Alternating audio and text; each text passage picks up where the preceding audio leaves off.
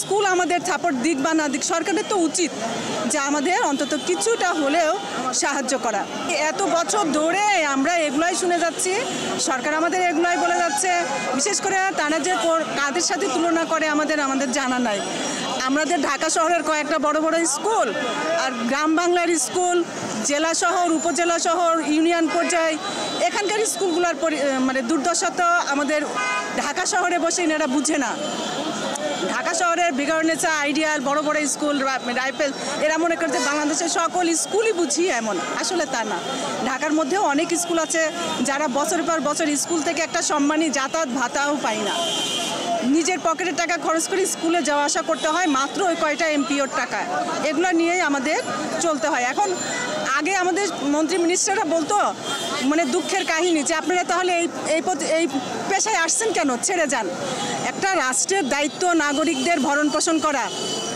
রাষ্ট্র কোন দায়িত্বটা পালন করে? আমি যে ছেড়ে দেবো, রাষ্ট্র কি আমার অন্য কোথাও একটা কাজের ব্যবস্থা করে দিবে?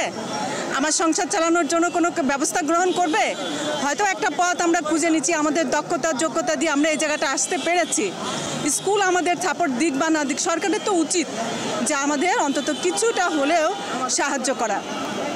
এত বছর আমরা এই চাকরি করতে করতে আমরা শেষ পর্যায়ে এসে যাচ্ছি, তাও আমাদের ভাগ্যের কোনো পরিবর্তন হচ্ছে না। আমরা একটা বোনাসের জন্য অপেক্ষা করে থাকি। ঈদ আসলে, রোজার ঈদ আসলে, কুরবানি ঈদ আসলে এই বুঝি আমাদের ভাগ্যের চাকা পরিবর্তন হবে না। সেগুলো সবসময় আমরা অধরাই থেকে যাই এই বিষয়গুলো।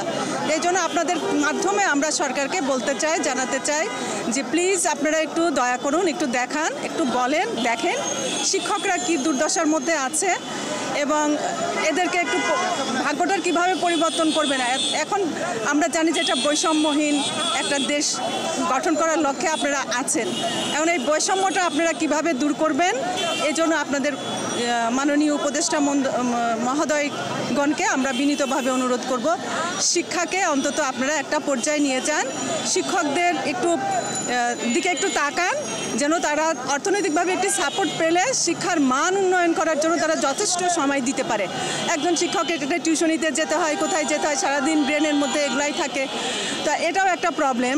তো যা হোক, এই জন্য আমরা আপনাদের মাধ্যমে জানাতে চাই যে শিক্ষকদের অন্তত একটু অর্থনৈতিক সাপোর্টটা আপনারা দিবেন। শিক্ষকের যেন ঠিকঠাক মতো তারা পাঠদানটা সহজভাবে ক্লাসের মধ্যে করতে পারে, কোনো টেনশন বা হেডেক নিয়ে যেন তাদের কাজ করতে না হয়। এটুকুই আপনাদের মাধ্যমে সরকারের কাছে। না, আমি মনে করি একদমই না। যিনারা আমাদের প্রতিনিধিরা গেছেন, আমি মনে করি একদমই খালি হাতে ফিরে এসেছেন। এটা আসা একদমই উচিত হয়নি। অন্তত আমাদের শিক্ষকদের নিয়ে একটা ছোটোখাটো মিছিল নিয়েও আমরা একটু এগোতে পারতাম, কিন্তু এটা ওনারা করেন নাই। ওনারা বারবারই এত নতজন কেন হন আমরা জানি না। আমরা এত বছর দেখে আসছি যিনারা আমাদেরকে লিড করেন, এই লিড করা ব্যক্তিবর্গ ওনারা যান আর ফিরে আসেন, এসে আমাদেরকে একটা ভালো ভালো কথা বলেন, এই হবে, এই হচ্ছে, কিন্তু এই হবে, এই হচ্ছে করতে করতেই বিগত 30 বছর পার হয়ে গেল। আবার আরও কতদিন শুনতে হবে, কবরে গেলেও শুনতে হবে কিনা জানি না। আমাদের মাননীয় সম্মানিত অনেক শিক্ষকবৃন্দ যারা রিটায়ারমেন্টে চলে গেছেন, 4 বছর 5 বছর হয়ে যায়, সামান্য একটু কয়টা টাকা তারা পান, সেটাও তারা ভোগ করে যেতে পারেন না।